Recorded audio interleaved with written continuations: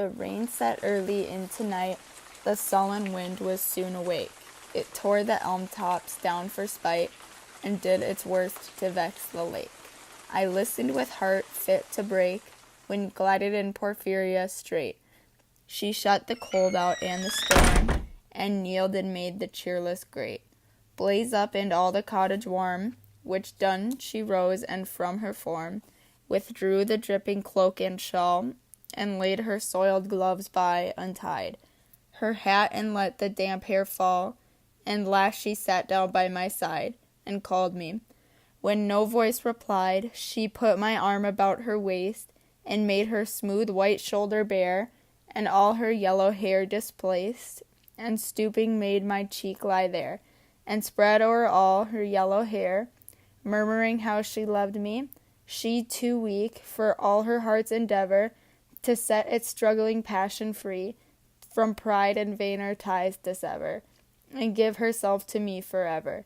But passion sometimes would prevail, nor could tonight's gay feast restrain a sudden thought of one so pale, for love of her and all in vain. So she was come through wind and rain. Be sure I looked up at her eyes, happy and proud at last I knew Porphyria worshipped me. Surprise made my heart swell, and still it grew, while I debated what to do. That moment she was mine, fair, perfectly pure and good. I found a thing to do, and all her hair in one long yellow string I wound 3 times her little throat around, and strangled her. No pain felt she, I'm quite sure she felt no pain.